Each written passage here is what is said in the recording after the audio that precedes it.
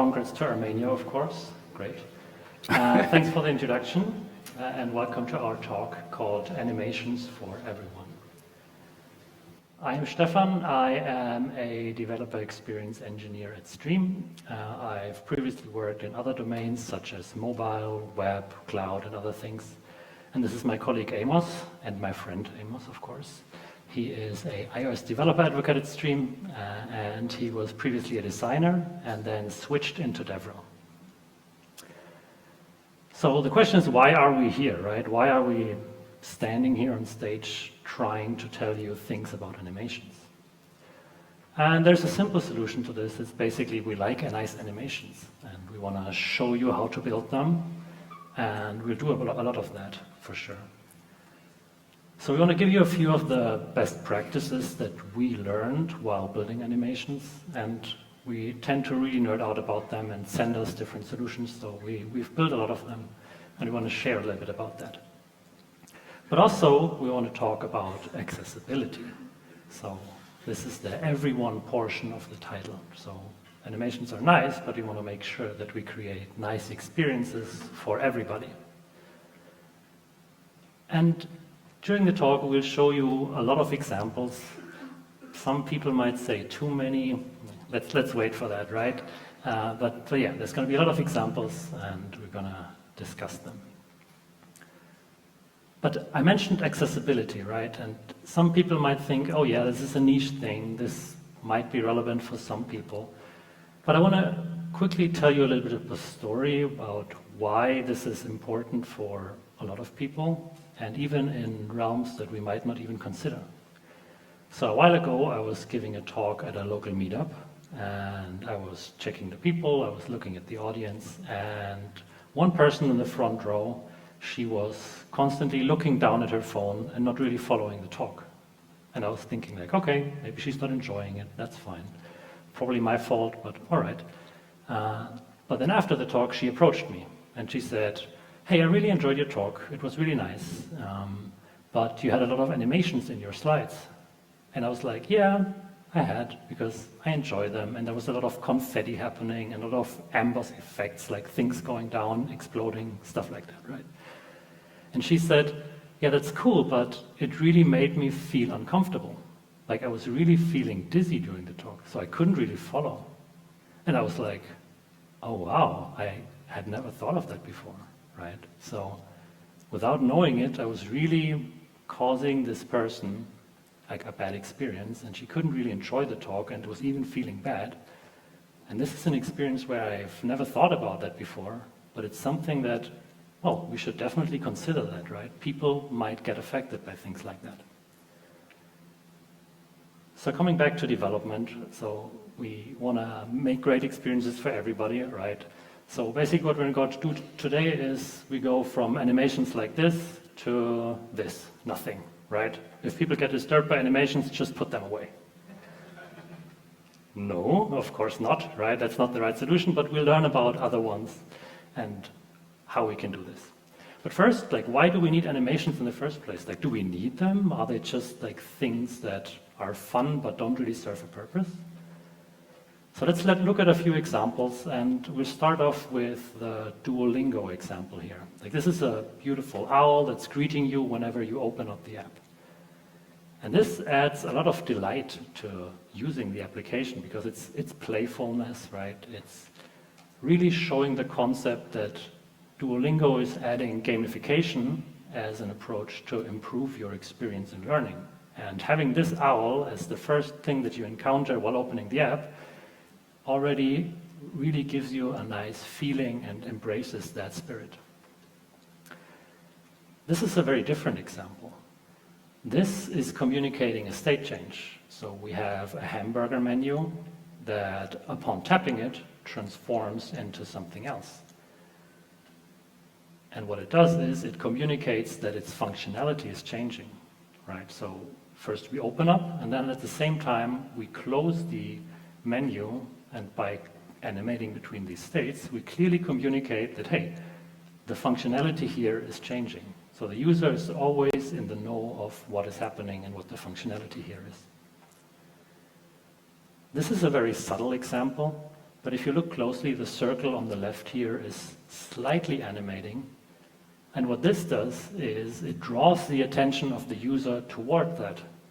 And that's intentional. So this is the next action that the app intends the user to actually perform.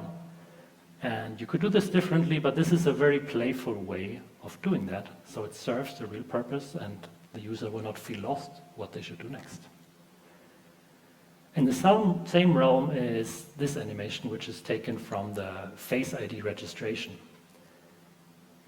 It animates the emoji in the middle to indicate that the user needs to move their face.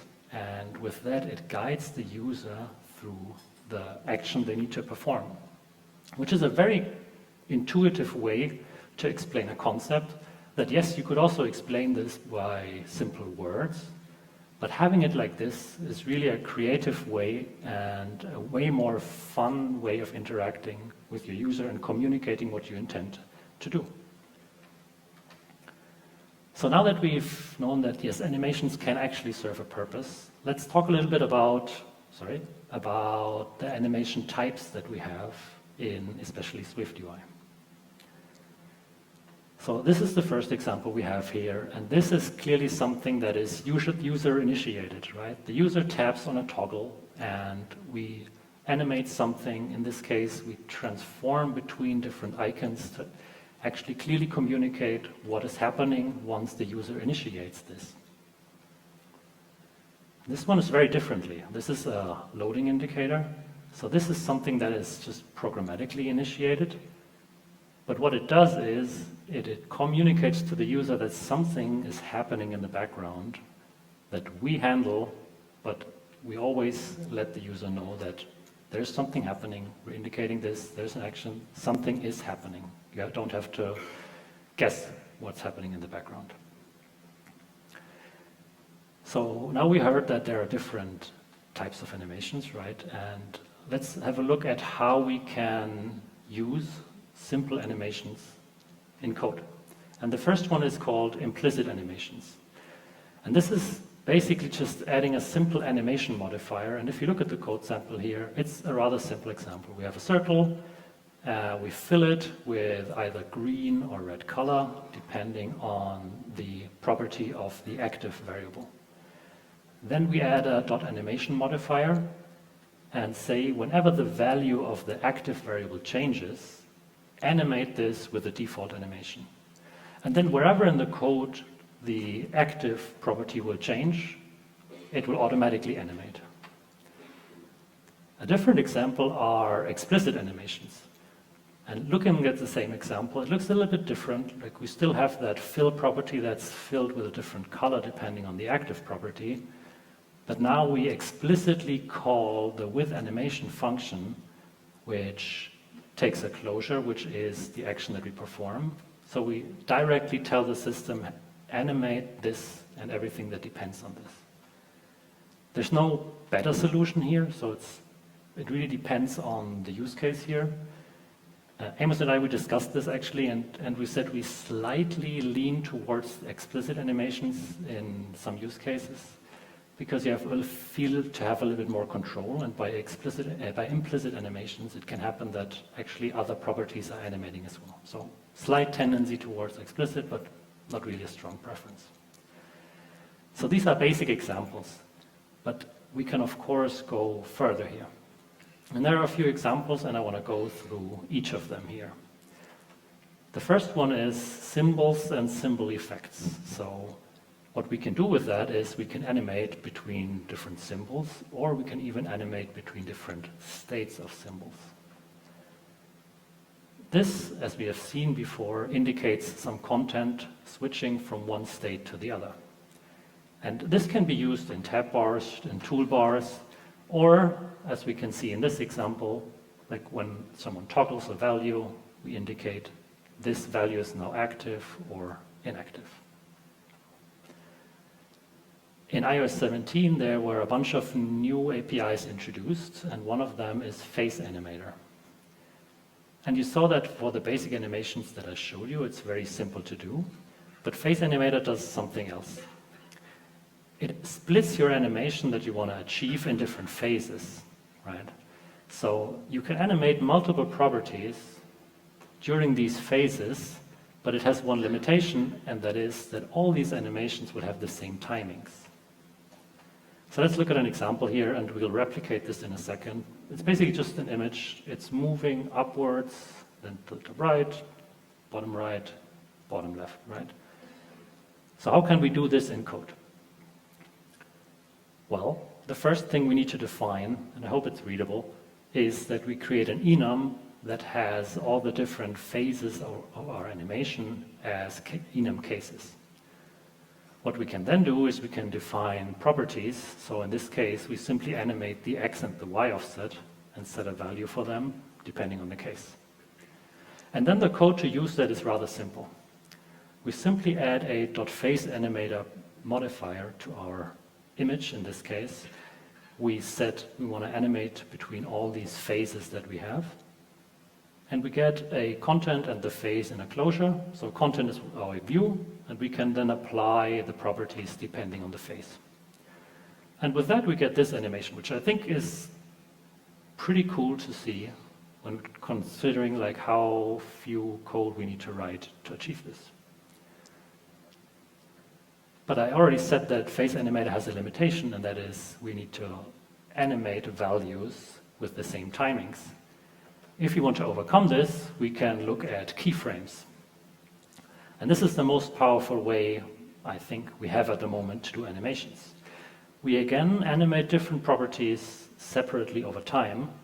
But now the cool thing is we have full control over the timings and the durations of each of these. We have the most freedom with this, but at the same time, it's also the most complex one. But let's look at a simple example, and I hopefully can demonstrate to you why that is. So we'll build this one. This is just a little emoji. It's hopping upwards, and it's rotating, and it's changing color and scaling. And so there's a lot of things happening for it. So how can we build this? First, we add a struct. And in this case, we want to look at the scale and the angles. So we have the animation values, and we define initial values for it, so defaults. And then there's a little bit more code. But let's break it down. So like we have the keyframe animator modifier, which takes an initial value, which is the struct that we just defined and the initial values that we defined. Then we have one closure, which is the same as with the faceAnimator. So we have the content, and we can apply effects to it, in this case the rotation and the scale effect.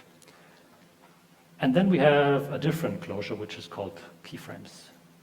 And here we can define different tracks. So here we can independently define for each of the properties a track, which is basically a different set of animations with different durations, different timing curves, and different properties. And we can individually add these and individually animate all the properties that we have, which is a very powerful way to create an animation like this. And basically this doesn't have any limitations. So we can really build complex animations with that. And for the next example, I want to give it to Amos. So we have talked to you about keyframe animation and faceAnimator. Next, we will talk with spring animations. So spring animations uses the principle of physics to mimic imprecise, soft, and fluid movement in the physical world into digital interfaces. So using spring animations, it makes an object feel as if it is attached to a physical spring. So if you are creating an animation that needs to be engaging and fun, the best option to go for is using spring animations. So in iOS 17, it is the default animation you get when you use something like explicit animation by using with animation. If you don't specify any parameter, by default you get a smooth spring animation. In this example here, we want to, sorry.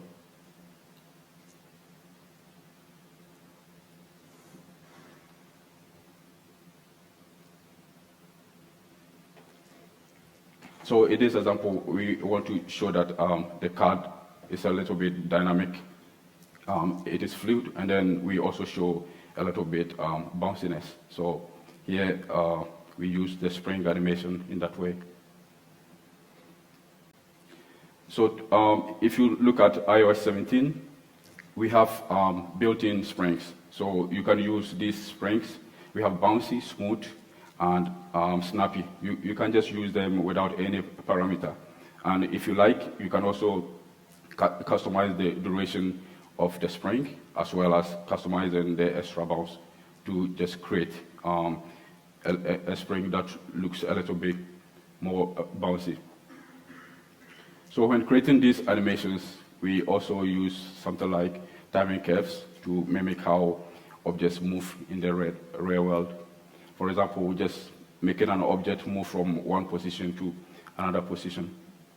So in this example, we have a timing curve which combines two different timing curves, ease in and ease out. So we have some standard ones.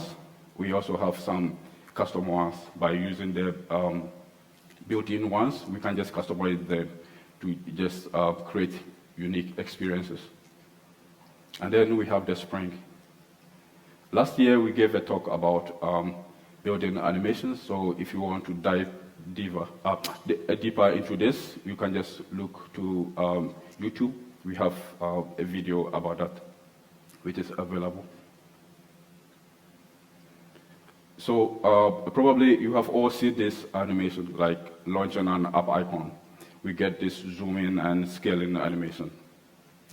10 years ago, this animation was so popular. Not only like this animation looks great, it was also causing trouble for some people with motion sickness. So it became so popular at that time. So here, for example, we have an article complaining about iOS 7 making some users sick. And this wasn't the only article. In fact, there were so many articles just complaining about the same thing. So when building these animations, how can you know one particular animation can be problematic to some people? That is a difficult question. So when building all these animations, you have to just consider yourself like those which can be problematic due to the guides we will give in this talk. So the first one here is taken from the weather app. When you go to the locations view and then want to see location information about a particular area, you get this red-time animations about rain, snow, and thunder about a particular area. These are all particle animations, so intense use of them can cause trouble to some people with motion disabilities. Next, we have this animation. Here, we have so many objects on the screen, and some moving at different speed than others. This is called parallax effect. So the principle here is very simple. We use parallax effect to create a sense of depth. So you can have a background or a foreground which move at different speed. So we can also have one background moving in an opposite direction to another foreground object. So with this, if some people have motion disabilities, it can cause mismatch between what they see on the screen and then what the animation is actually doing. Next, we have this example. So here you may have some spinning animation, or if you have rotational animations. And then you may also have some vortex effects. All these type of animation can be problematic to people with visual problems. In this example, we have 3D card animation. So this can also be a potential trigger. If you have a button with just a simple 3D animation, that may be okay. But if you have a full screen full of 3D rotation, or if you have a card like this, that can be also problematic. So the idea here is to use the 3D to communicate depth. I think you all know this example. we took it from the Pragma website. So here it's quite interesting. The user scrolls down to just get to a content, then we have another content appearing from both left and right at different speeds. So if you have something like this, like we have multi-sliding animations, it can also cause trouble to some people as well.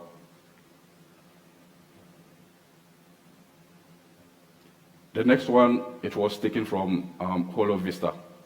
So with this, it is a mixed reality game whereby you use the gyroscope to take photograph of 3D scenes.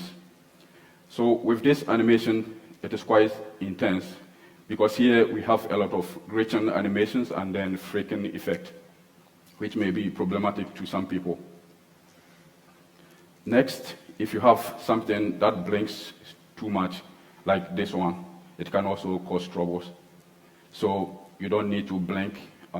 For example, if you have red color, if you blink it a lot, it can cause a lot of problems.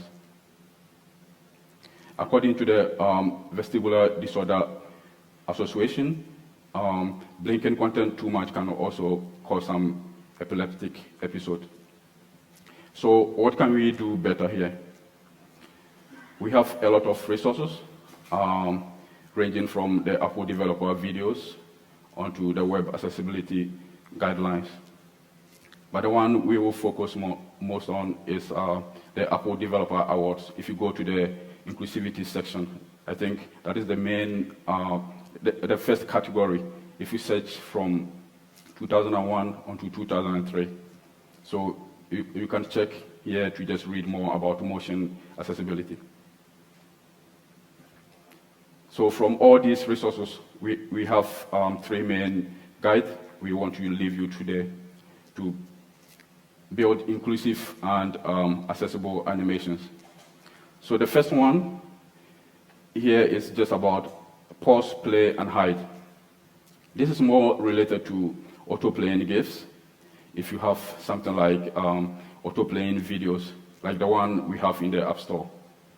So the idea here is to provide a way whereby users can just pause, they can hide the animation, or they can just play it if they think it is not destructive.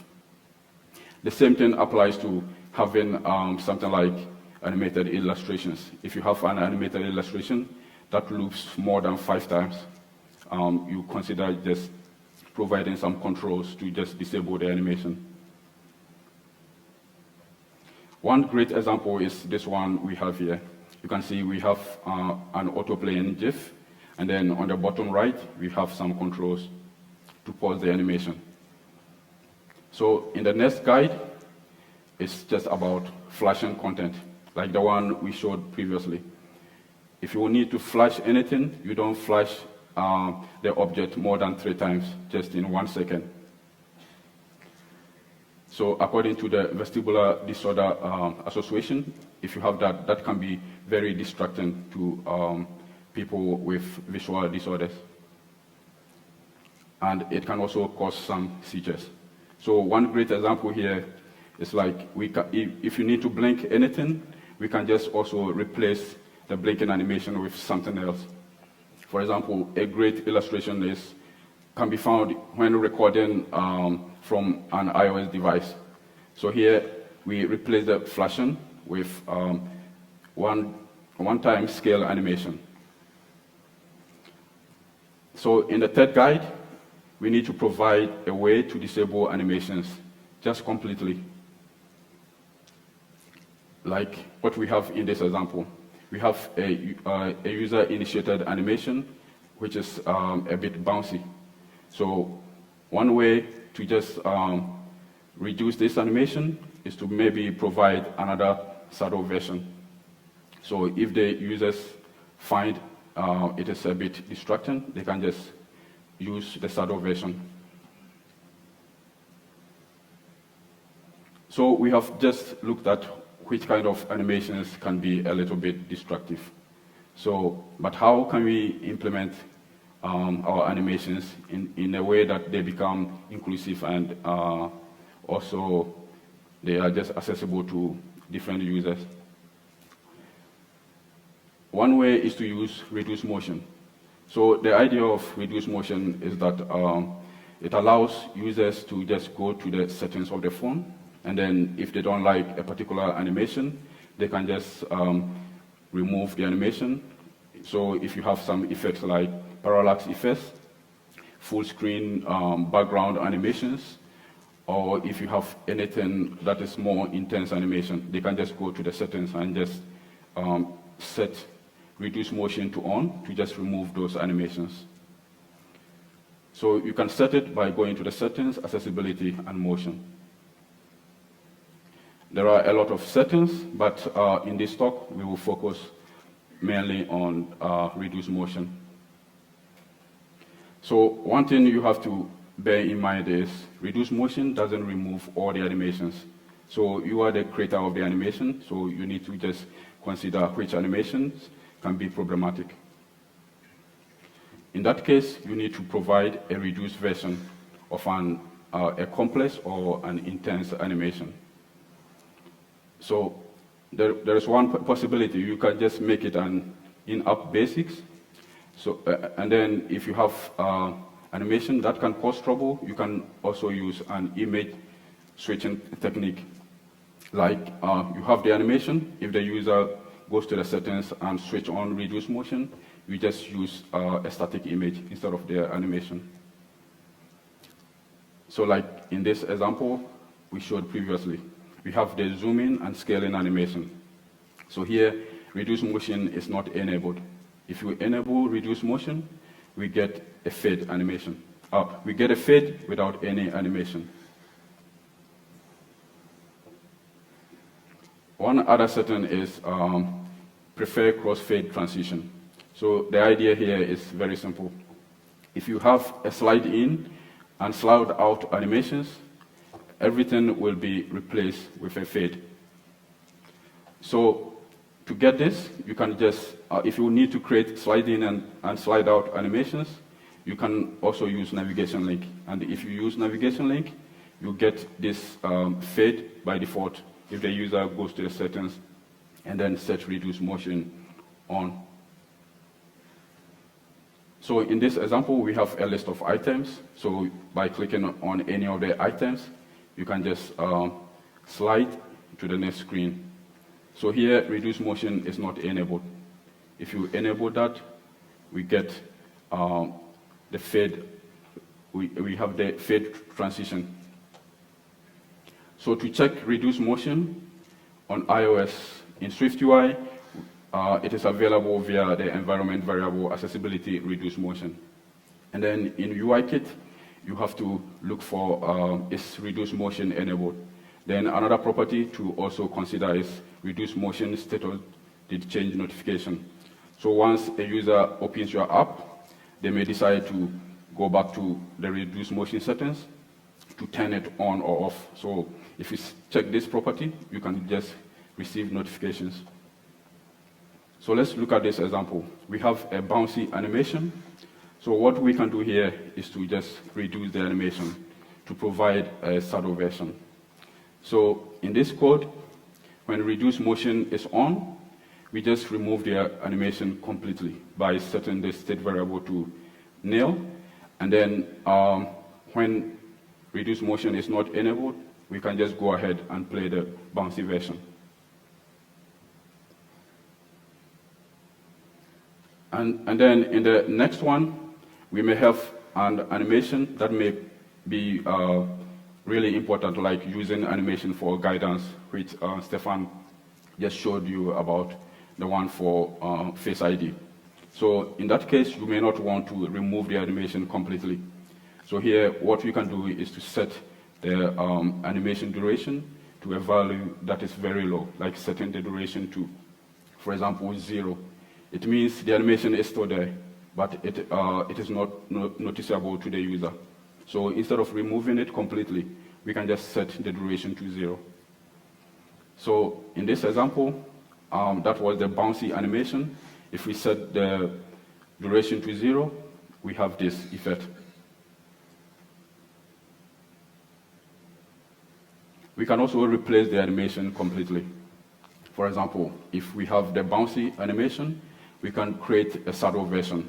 So when reduce motion is on, we just display the shadow version to the user instead of the bouncy version in this code. So from this example, we turn the bouncy animation into this smooth animation. So one thing you have to bear in mind is reduce motion doesn't remove all the animation.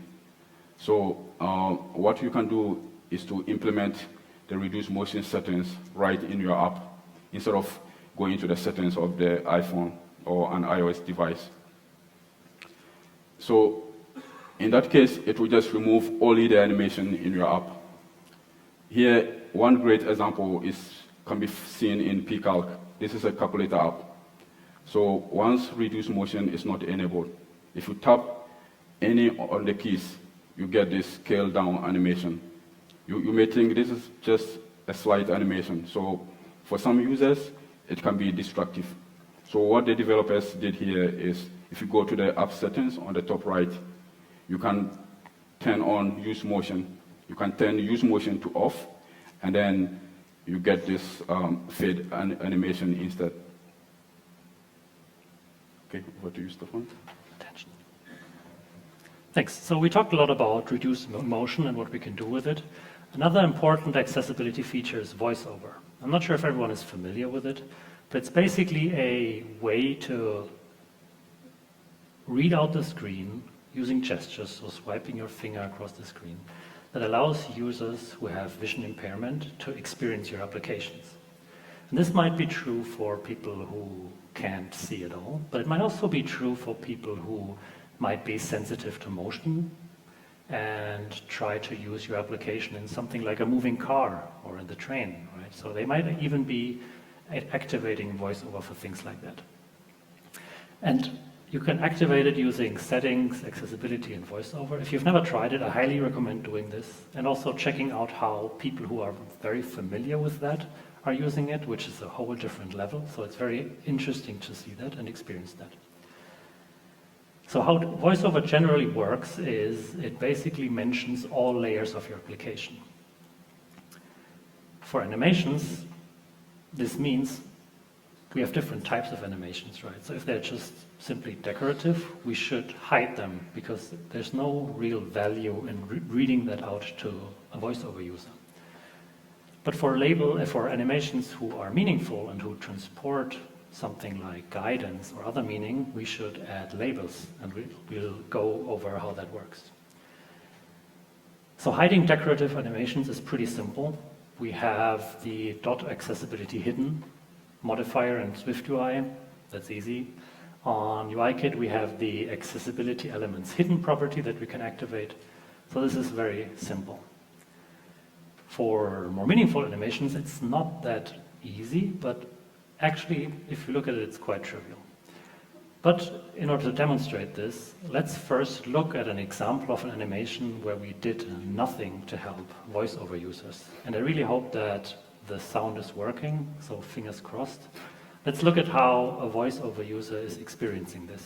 Mickey hand right, image. Mickey face, image. Eye left, image. Upper body, image. Mickey hand left, image. Skirt, image. Shoe right, image. Shoe left, image. Cool, right? So it's not really useful. I mean, we're laughing, but like if someone's trying to use that using voiceover, they're having like a terrible experience. So let's look at how we can be better there. It's actually pretty easy. All we have to do is add a label and a hint. That's it, right?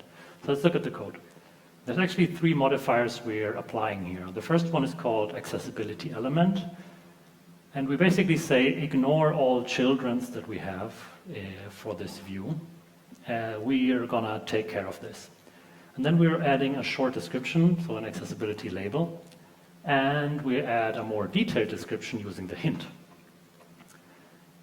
Now with these 3 modifiers, let's look again at how this experience looks and feels like for a voiceover user. Mickey Mouse animation.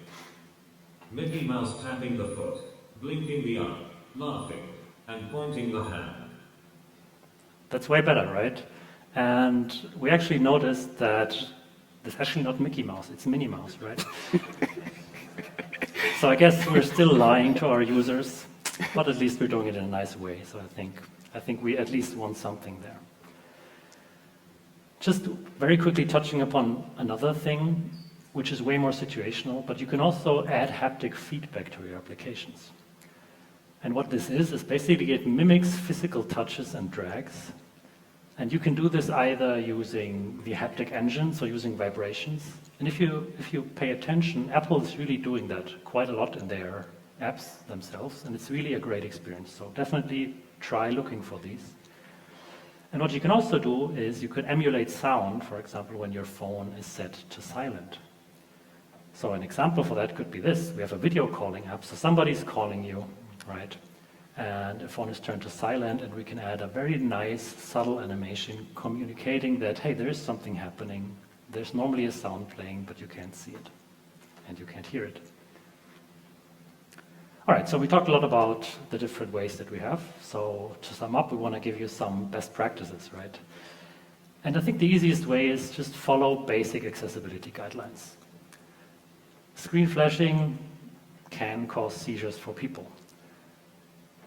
We should always consider providing alternate effects for whenever reduced motion is enabled.